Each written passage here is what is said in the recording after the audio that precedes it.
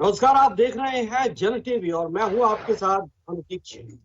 Omicron corona virus का नया variant Omicron ने पूरी दुनिया में तहलका मचा रखा है। पूरी दुनिया खौफ के साए में जीने को मजबूर हो गई है। ओमिक्रॉन कितना मजबूत है, हालांकि इस पर अभी रिसर्च चल रही है। जो वैक्सीन लगवाई गई है या लोगों ने जो वैक्सीन लगाई है वो कितनी कारगर होगी, इस पर भी अभी बहस छिड़ी हुई है और इस पर भी रिसर्च जारी है। आज हम इसी मुद्दे पर बातचीत करेंगे। इसी मुद्दे पर हम राय जानेंगे। हमारे साथ बीजेपी के नेता हैं श्याम झा। बहुत बहुत स्वागत है श्याम जी आपका जन टीवी पर। साथ ही गजेंद्र सिंह सांखला कांग्रेस नेता हमारे साथ बने रहेंगे। बहुत बहुत स्वागत सर। और डॉक्टर पंकज आनंद वरिष्ठ फिजिशियन जयपुर से हमारे साथ होंगे। हम उनसे जानेंगे कि आखिर कितना खतरनाक है ये वेरिएंट और इस पर क्या कुछ आगे हो सकता है। लेकिन डॉक्टर पंकज आनंद हमारे साथ जुड़े हुए हैं। डॉक्टर पंकज आनंद जी, कोरोना का ये नया वेरिएंट ओमिक्रॉन, दुनिया में इसकी जो दहशत देखने को मिल रही है वो साफ है कि ये कितना खतरनाक है। लेकिन अभी भी इसमें कहीं ना कहीं एक कश्मकश है लोगों में। अभी भी इसको लेकर बहुत सारे सवाल हैं लोगों के जहन में कि जो वैक्सीन, सबसे बड़ा सवाल तो यही, ये कितना खतरनाक है डेल्टा से। और दूसरा सवाल ये सबसे बड़ा है कि जो वैक्सीन लगवाई है वो कितनी कारगर रहेगी, रहेगी भी या नहीं रहेगी, या बूस्टर डोज की जरूरत होगी।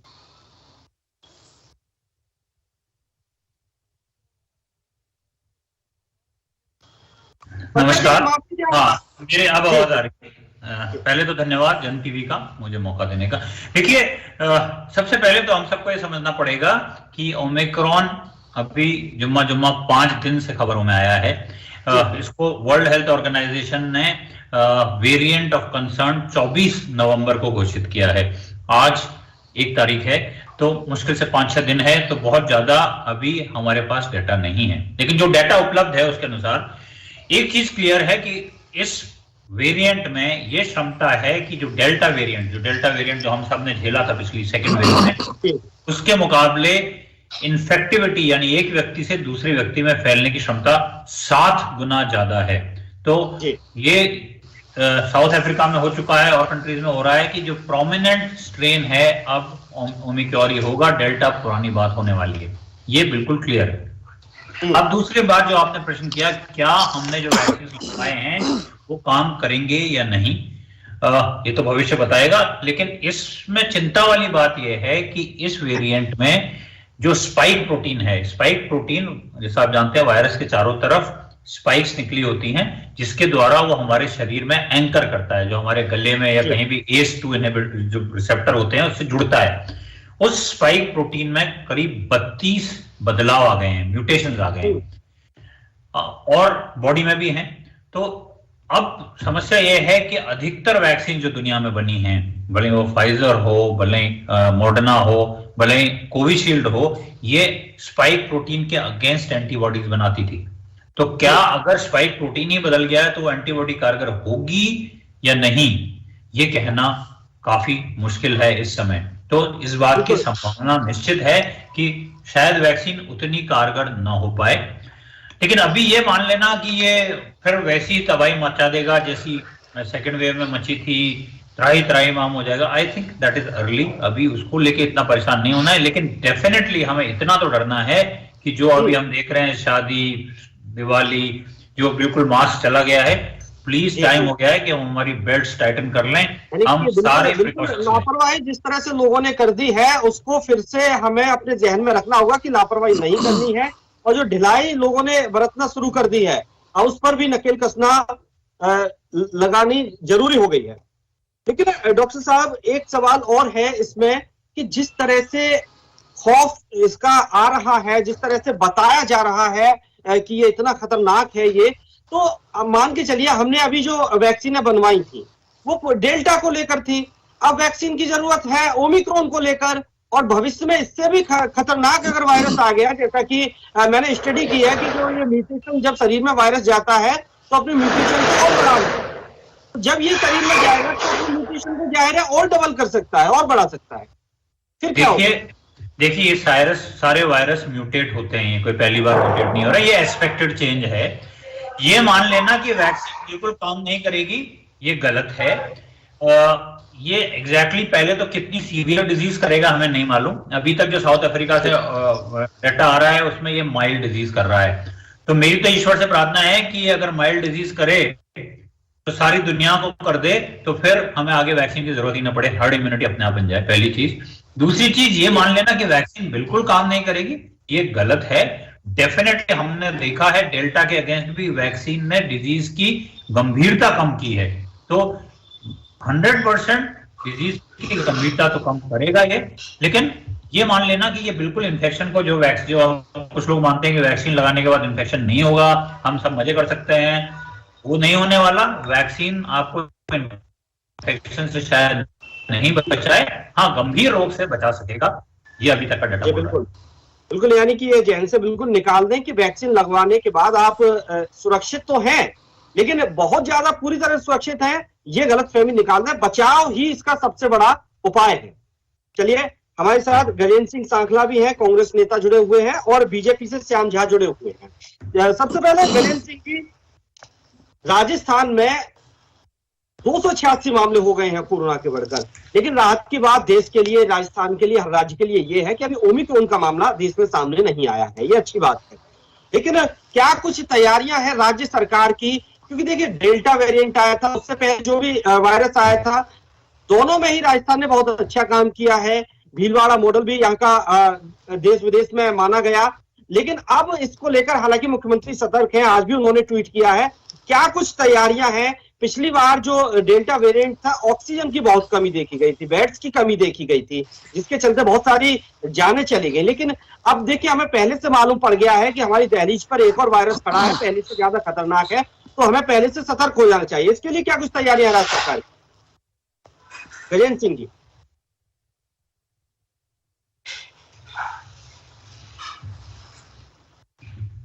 गजेंद्र जी से संपर्क टूट गया है, फिर से वो जुड़ेंगे, हम वापस उनके पास आएंगे। लेकिन श्याम जी हमारे साथ हैं, बीजेपी नेता हैं। श्याम जी, राजस्थान में लगातार कोरोना के मामले बढ़ गए हैं, 286 मामले हो गए हैं। क्या कुछ आपको यहाँ तैयारियां देखने को मिल रही हैं? कितने आप संतुष्ट हैं राज्य सरकार की तैयारियों से? जी, मेरा मानना यह है कि ये कोई राजनीति का विषय नहीं है, ये बहुत संवेदनशील मामला है। जैसा कि डॉक्टर साहब ने हमें जानकारी दी कि ये हो सकता है कि डेल्टा के बराबर घातक ना हो, लेकिन डेल्टा के मुकाबले कई गुना ज्यादा तेजी से फैलने वाला वायरस है। तो चूंकि वायरस, मुझे लगता है कि जितनी मुझे जानकारी है, जितनी मुझे समझ है, बाकी तो डॉक्टर साहब मेरे से बहुत ज्यादा समझते हैं, उनका डोमेन है, तो इस अभी कोरोना का वायरस खत्म नहीं होगा, हमें इसके साथ ही जीना है। तो इसके साथ अगर जीवन जीना है तो कितनी सावधानियां बरतनी है, वो एक बहुत बड़ा विषय है देखने का। जिस प्रकार से अभी जल्दबाजी में, चूंकि राजस्थान में एक बड़ा आयोजन था मैच का, और वो भी आरसीए के जो चेयरमैन है वो माननीय मुख्यमंत्री जी के पुत्र हैं, तो उस नाते सब कुछ खोलना एक मजबूरी बन गई थी। शादी में पूरी छूट दे दी गई थी, और मैच में 30,000 लोग इकट्ठा हुए थे। तो इन चीजों को देखते हुए, जैसे छोटे बच्चों के स्कूल खोले और खोलते ही परिणाम सामने आने लगे, बच्चे काफी पॉजिटिव नजर आए, तो सावधानी बरतते हुए कुछ शादियों में कितना कंट्रोल कर सकते हैं, खुद भी सावधानी बरत सकते हैं हम कितना, इसके लिए जन जागरण अभियान चलाना बहुत आवश्यक है, ताकि लोग खुद को अवेयर कर पाए। और उसके अलावा सरकार भी जन जागरण अभियान चलाए, चाहे उसके लिए एनजीओज की मदद ले, चाहे गवर्नमेंट के जो और भी जो बॉडीज है उसकी मदद ले, और लोगों को अवेयर करे, और लोग भी अपने आप को तैयार करें कि हम कितना इस वायरस से बच सकते हैं, कितनी सावधानियां बरत सकते हैं, वो एक बहुत महत्वपूर्ण है। लेकिन गवर्नमेंट का एक जो वो होना चाहिए कमांड, वो, ताकि जैसे पहले मास्क पे जैसे चालान होता था तो अधिकतर लोग मास्क लगाते थे, इस तरह से जैसे ट्रैफिक के नियम हम बना देते हैं, लेकिन अगर ट्रैफिक चौराहे पे अगर पुलिस नहीं होती तो हम सहज हो जाते हैं। तो एक थोड़ा सा उस मुख्यमंत्री जी नियम तो बना रहे हैं, लेकिन उसको एक कैसे इम्प्लीमेंट हो पाए, उसको भी एक सोचना बहुत महत्वपूर्ण विषय है। तो ये मेरा ऐसा मानना है। बाकी तो डॉक्टर साहब ने सारा बताया ही, समझाया भी हमें, और हमें इस चीज का पालन करना चाहिए। गजेंद्र सिंह सांखला जी, सवाल मेरा साहब से यही है कि आज मैं कुछ इसको लेकर तैयारियां हैं, क्योंकि पिछली बार ऑक्सीजन की कई जगह बेड की भी कमी देखने को मिली थी, लेकिन अब हमें पता चल चुका है कि नया वेरिएंट आ गया है, खतरनाक वेरिएंट है। क्या कुछ इसके लिए पहले से ही तैयारियों में जुट गई?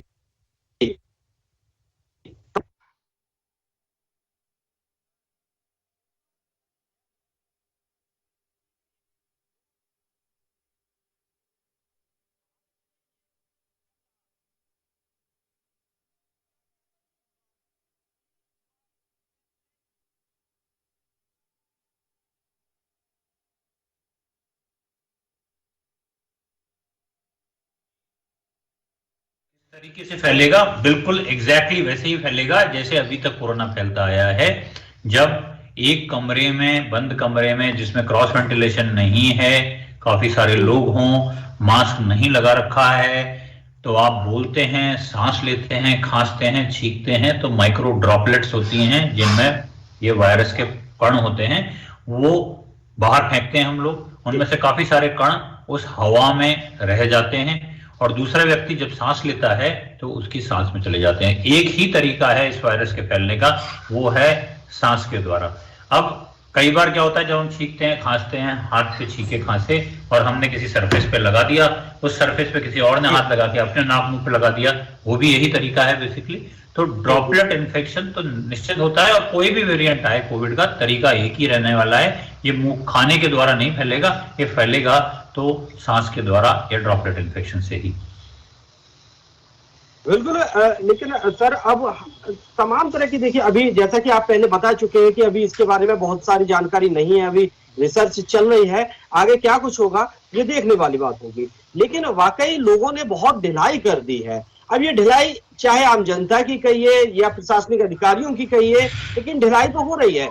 मार्केट पूरी तरह से ओपन हो चुके हैं, बच्चों के स्कूल तकरीबन खुल चुके हैं, शादी ब्याह हो रहे हैं, प्रत्येक कार्यक्रम हो रहा है, आने वाले वक्त में तो कांग्रेस रैली भी करने वाली है।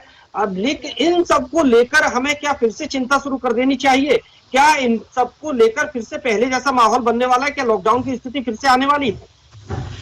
भानु जी, मैं इसको शुतुरमुर्ग सिंड्रोम बोलता हूं। हम कोई प्रॉब्लम आती होती है तो उसमें आंख बंद कर लेना पसंद करते हैं जब तक कि वो सिर पे नहीं आ जाती। हर चीज के लिए सरकार प्रशासन का रोना मेरे ख्याल से, मेरा व्यक्तिगत वो है, सही नहीं है। मेरे स्वस्थ रहने की सबसे बड़ी जिम्मेदारी मेरी अपनी है। तो अगर आप मास्क नहीं लगा रहे हैं, अगर आप सोशल डिस्टेंस नहीं कर रहे हैं और फिर किसी प्रशासन को ब्लेम कर रहे हैं, तो आई थिंक ये प्रॉब्लम, ये सही नहीं है, उचित नहीं है। आपको, हमें जब भी मौका मिले प्रॉपर मास्क यूज करना है, पब्लिक में हमें हैंड वॉशिंग करनी है, सोशल डिस्टेंसिंग करनी है।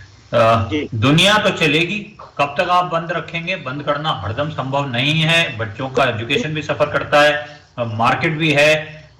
एक लॉकडाउन में कितना भारी आर्थिक हानि हुई है, हम सबने देखी है, कितनों की रोजगार गए हैं। तो लाइफ गोज ऑन।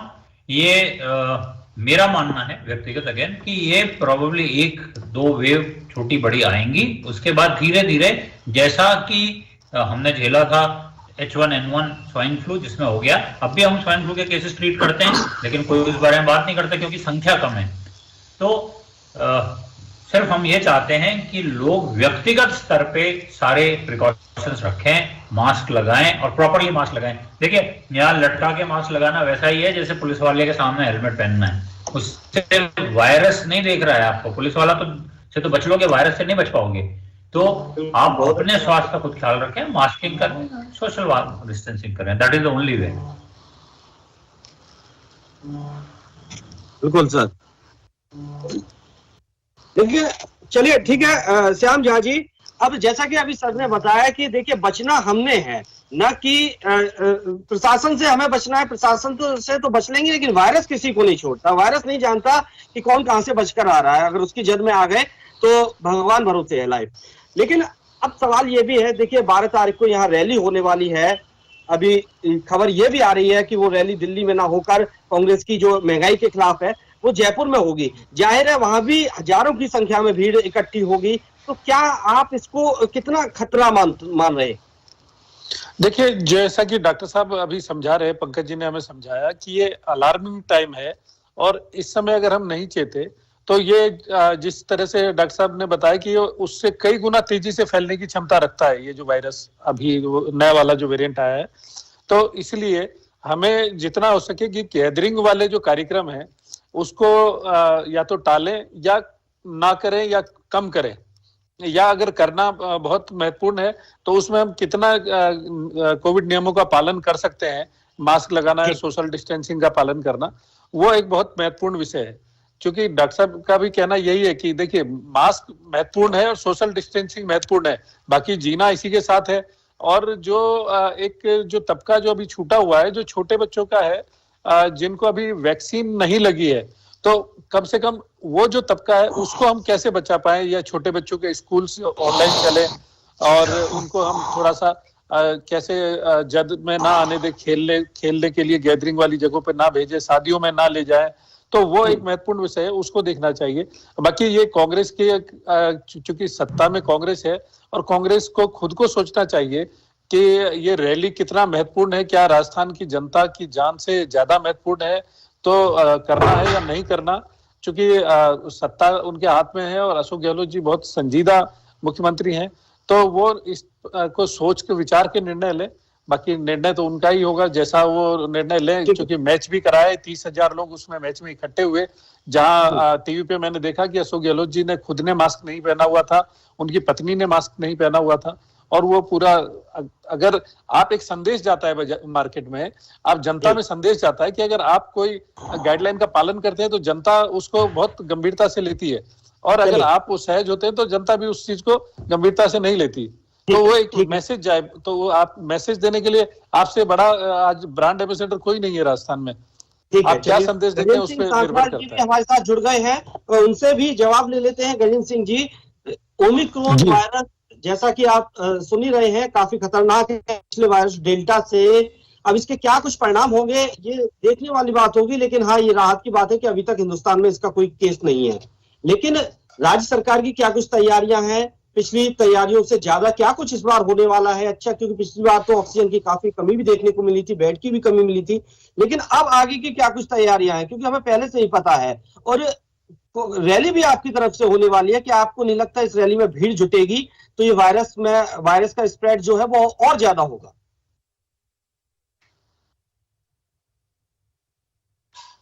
जी सांखला जी। देखिए सर, निश्चित रूप से ये वायरस बहुत खतरनाक है, और खतरनाक इस सेंस में भी है, इसकी स्प्रेडिंग कैपेसिटी जो है वो ज्यादा है, एयरबॉर्न डिजीज के रूप में ये काम कर रहा है, हवा से ये एक दूसरी जगह फैल रहा है। ये चिंता की बात है, और सबसे बड़ी बात है कि हिंदुस्तान में अभी तक इसका कोई वेरिएंट नजर नहीं आया है। ये हम सब के लिए एक अच्छा मैसेज है।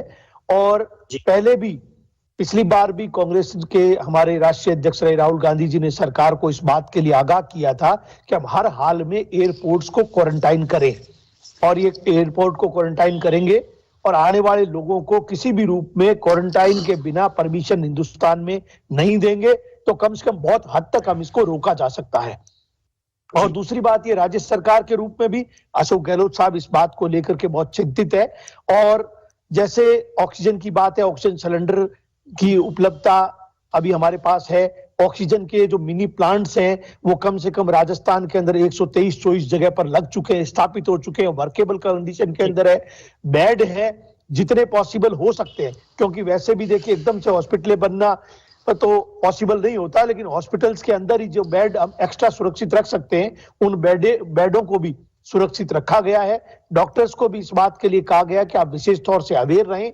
जनता के लिए सोशल डिस्टेंसिंग और मास्क की जहां तक बात है, अभी पिछले 4 महीनों के अंदर इस कोरोना का प्रकोप काफी कम हो गया था, तो धीरे धीरे जनता की मांग भी थी कि हमारी आर्थिक स्थिति को ठीक करे, काम धंधों को चालू करे, तो इसमें रिलैक्सेशन भी दिया गया। लेकिन रिलैक्सेशन का जनता ने निश्चित रूप से, जब रिलैक्सेशन मिलता है तो उसका और ज्यादा फायदा उठाने की कोशिश करते हैं।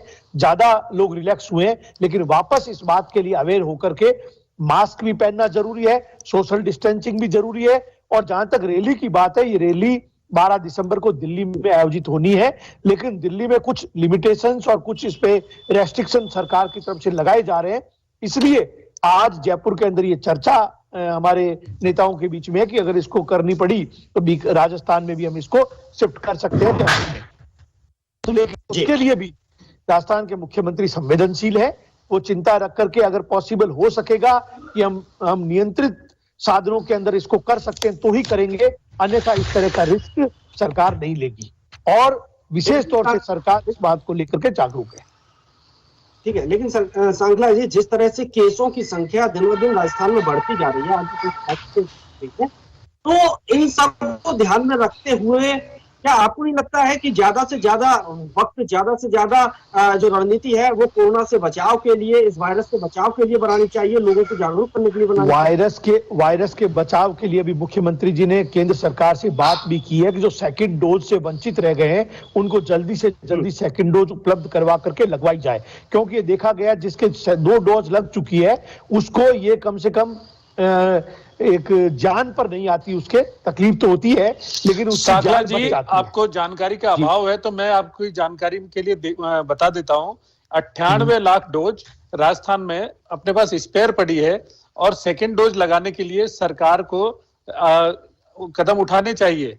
अब कैसे लगे, तो एक समय था जब राजस्थान में 12 लाख 15 लाख पर डे तक भी वैक्सीन लगी और आज वो जो संख्या है 1 लाख और 2 लाख पे सिमट गई है। तो इस सरकार की कमी है। आप केंद्र सरकार और सरकार में राजनीति ना खेले, राजनीति ना खेले। 98 लाख बताइए जो वैक्सीन राजस्थान में पड़ी हुई है उसके बारे में आप क्यों नहीं बता रहे हैं? आप वैक्सीन क्यों मांग रहे हैं? आपकी क्या हमेशा आदत पड़ी हुई है कि वैक्सीन नहीं है, ये नहीं है, वो ऑक्सीजन नहीं है? मैंने अभी आपको कहा वैक्सीन नहीं है, आपने पिछले 2 महीने से पड़ी हुई है।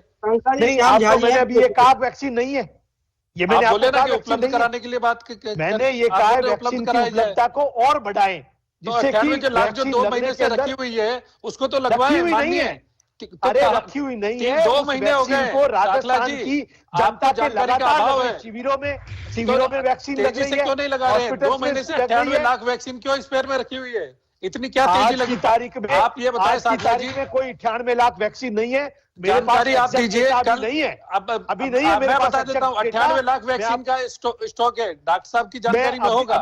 और आप मेरे को बता दीजिए, अगर आपको जानकारी आज कितनी वैक्सीन लगी, कल कितनी लगी, आप 3 दिन का डेटा बता दीजिए। लाख रुपए, वो लाख वैक्सीन से ऊपर नहीं लग पा रही है। तो वैक्सीन लग रही है, जो संसाधन के माध्यम से वैक्सीन, इसमें राजनीति करने की कौन सी बात होगी? आप मुझे बताइए, बात कर रहे हैं राजस्थान की 12 lakh 15 lakh vaccine per day लगी है, वहां संसाधन की बात कर रहे हैं। आप मेरी बात क्या बात कर रहे हैं साखला जी? या केवल अपना ही गीत गाओगे, किसी की सुनोगे ही नहीं? यार मुझे आप ये बताइए कि राजस्थान की जनता के वैक्सीन लग रही है, इसमें राजनीति की बात कहाँ आ गई? कहाँ राजनीति की बात आ गई इसके अंदर?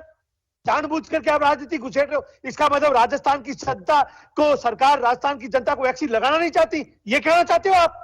जी बिल्कुल। कम से कम कहने से पहले इस तरह बात का इस्तेमाल मत करो। राजस्थान की जनता के लिए राजस्थान की सरकार जो है सजग है, और इस बात को जनता के सामने झूठ बोलना बंद करें। जनता के सामने आप झूठ बोल रहे हैं। राजस्थान की जनता लगातार वैक्सीन लगा रही है, वैक्सीन लगी हुई है, रखी हुई है स्पेयर में। आप 2 महीने से वैक्सीन रखी हुई है, आप लगातार लग रही है, बावजूद आप इस तरह की बात कर रहे हैं। काम चालू है, वैक्सीनेशन का काम चालू है, और सामाजिक जो सरोकार की हमारी कमेटियां वो भी जागरूक कर रही है। आप लोग भी आगे आकर के लोगों को जागरूक करो और वैक्सीन के लिए करो, न कि टीवी पर बैठ करके सारे दिन कांग्रेस और साखला जी ये काम आप करिए। साखला जी ये काम आप करिए। लगा रही है, जब इसको बीजेपी वैक्सीन कह करके लोगों को भ्रम फैलाया आपने, नकली वैक्सीन बोल के भ्रम फैलाया आप लोगों ने, और चला गया, वो समय चला गया। तो शर्म आनी चाहिए। जनता को भ्रम आप फैलाते हो और फिर जागरूक करने की बात आप हमसे करते हो। शर्म करिए, ये राजनीति करते हैं आप। जनता, जो विपक्ष ने आपको मजबूर कर दिया कि वैक्सीन का पैसा केंद्र की सरकार को देना पड़ेगा, आप लोगों ने तो जान की बाजी, जहां जनता लग रही वहां भी पैसा वसूल लेके नहीं चुके। ये तो विपक्ष है, किसे मजबूर कर दिया। साखला जी, वो राहुल गांधी जी कहते थे ये बीजेपी की वैक्सीन है, मैं नहीं लगाऊंगा, और जाके चुपचाप लगवा ली। किसने कहा? मैं कह रहा हूँ आपके ये चैनल पे पूछ लीजिए, जन टीवी के प्रतिनिधि बैठे हैं, बताइए इनको। डॉक्टर साहब जानते हैं, पूरा देश जानता है। राहुल गांधी जी ने कहा भ्रम फैलाते हो आप जनता में, झूठ फैलाते हो जनता में। चलिए ठीक है, देखिए राजनीति का मुद्दा नहीं है, संवेदनशील मुद्दा है, राहुल गांधी जान तो परवाह करने का मुद्दा है कि हमें सरकार को दिखाया था आपकी कमियां में सिर की गंभीरता को समझिए, तब केंद्र की सरकार ने बखोल उठाया। राजीव राहुल नहीं है, ये मुद्दा है वायरस से हम सबको मिलकर लड़ना है, इस वायरस को हराना है, कोरोना को हराना है। मुद्दा ये है, हम सब में एकता होनी चाहिए, अपनी जिम्मेदारी हमें खुद समझनी चाहिए, न सिर्फ सरकार और प्रशासन पर पूरा दोष मत देना चाहिए। अगर कोई इंसान बीमार पड़ता है तो जान उसकी जोखिम में आती है, उसको खुद सावधानी बरतनी चाहिए। मैं लास्ट कमेंट डॉक्टर आनंद से लूंगा। डॉक्टर आनंद, अब जो आने वाला वायरस है इसके लिए हमें और कितनी ज्यादा सावधानी अभी बरतनी होगी। देखिए, 2 मास्क है जरूरी, 2 गज की दूरी, ये तो चल ही रहा है, हर आदमी जो सावधान है वो तो सावधान है ही है, जान की परवाह कर रहा है। लेकिन अब आने वाले समय में हवा से ये स्प्रेड होगा, हवा से फैलेगा, अब इसके लिए हमें क्या कुछ करना पड़ेगा और कितनी सावधानी? देखिए, मेरे 2 वरिष्ठ गण हैं, राजनेता हैं, लेकिन अनफॉर्चुनेटली ये वायरस है ना, ये हमने फर्स्ट ईयर सेकंड ईयर में देखा, ये नहीं देखता कि ये बीजेपी का जो व्यक्ति है या कांग्रेस का व्यक्ति है या डॉक्टर है या भानु जी हैं, ये सबके लिए डेमोक्रेटिक वायरस है। तो हम सबको साथ लेके चलना हमारी मजबूरी है, हमारी बाध्यता है कि हम सबका दुश्मन कॉमन है। अब जो आपने जो कही, हमारा ड्रेस रिहर्सल कई बार हो चुका है, जो हमें करना है, किसी को नया बताने की आवश्यकता नहीं है। बस हुआ ये है कि इसको हमने अचानक ये मान लिया कि ये वायरस तो गया, अब कोई प्रॉब्लम गई, एंड उस बारे में इनफैक्ट हम मरीजों को बोलते हैं कुछ तो कोई बात करना नहीं चाहता, लोग इग्नोर करते हैं। इग्नोर करने से काम नहीं चलेगा। वही सिंपल सी चीज है, मास्क पहनिए, हर जगह पहनिए, पब्लिक प्लेस पे जब भी आप बाहर निकले मास्क पहनिए, हाथ धोइए, सोशल डिस्टेंसिंग कीजिए। अगर आप कर सकते हैं आपके दफ्तरों में, घरों में, तो क्रॉस वेंटिलेशन पे कृपया करके ध्यान दीजिए। ये वायरस पुराने वायरस जैसा ही बिहेव करेगा जहां तक फैलने का सवाल है, लेकिन इसमें फैलने की क्षमता, जैसा मैंने कहा, 7 गुना ज्यादा है। और मैं एक चीज से भी ऐड करूंगा, डॉक्टर मैं जहां तक समझता हूं कि हर बार वेव आती है, जितने वक्त वेव रहती है हम लोग डरे रहते हैं, सहमे रहते हैं और घरों में डोके रहते हैं, और जैसे ही वेव जाती है हम लापरवाह हो जाते हैं। ये हम 1 बार नहीं 2 बार देख चुके। हमें इस पर भी ध्यान देना होगा कि वेव जाने के बाद भी हमें मानवीय स्वभाव है कुछ हद तक, लेकिन हम आपको चेता सक रहे हैं और हम आज चेता रहे हैं कि देखिए ये आएगा, कोई नहीं बचने वाला इससे, ये भी मैं कह दूं। लेकिन हम जितना प्रिकॉशन ले लेंगे उतना हम अपने आप को, अपने परिजनों को, हमारे देश को इस महामारी से बचा सकेंगे। ये इसीलिए अभी यही समय है जब हम स्ट्रिक्ट हो जाएं, सरकार के स्तर पे, परिवार के स्तर पे। एक सवाल और, एक आखिरी सवाल, कम शब्दों में जवाब चाहूंगा कि हर वायरस का एक बिहेवियर होता है कि वो तकरीबन शायद 4 लेयर्स में आता ही आता है। कोरोना की कितनी लेयर्स हो सकती है, 4 या 5?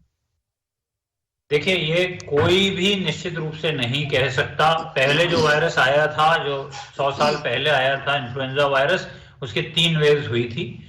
लेकिन ये निश्चित है कि इसकी कई वेव्स होंगी, धीरे धीरे धीरे इसका संक्रमण, जो सिवियरिटी कम हो जाएगी, और ये इसको हमारी भाषा में एंडेमिक कहते हैं कि ये छोटी छोटी वेव्स में, जैसे कि मैंने कहा स्वाइन फ्लू हो गया है। स्वाइन फ्लू के बारे में हम चिंतित नहीं है क्योंकि हम मैनेजेबल है, पेशेंट अब भी आते हैं, मेरे पास एडमिट हुए हैं अभी, लेकिन हम उनको मैनेज कर पाते हैं। बेसिक प्रॉब्लम कोविड के साथ ये रही है कि एक साथ इतने ज्यादा लोग सीरियस होकर आ जाते हैं कि हमारा सिस्टम उसको नहीं झेल पाता, दुनिया में कहीं भी। तो इसलिए इंपॉर्टेंट ये है कि ये इन्फेक्टेड लोग तो होंगे, उनको नहीं बचा सकते 100%, लेकिन कम से कम लोग इन्फेक्टेड हों एक टाइम पे, ये महत्वपूर्ण। बिल्कुल बिल्कुल बिल्कुल, ये न कोई राजनीति का विषय है और बिल्कुल ये चिंता का विषय है, हमारी समझदारी का विषय है कि हम इसमें कितनी समझदारी दिखाएं, कितने हम इसके प्रति जागरूक रहें और कोरोना से लड़ें। बहरहाल इस चर्चा में इतना ही, वक्त इजाजत नहीं देता। हमारे साथ जुड़ने के लिए आप सभी मेहमानों का बहुत बहुत शुक्रिया।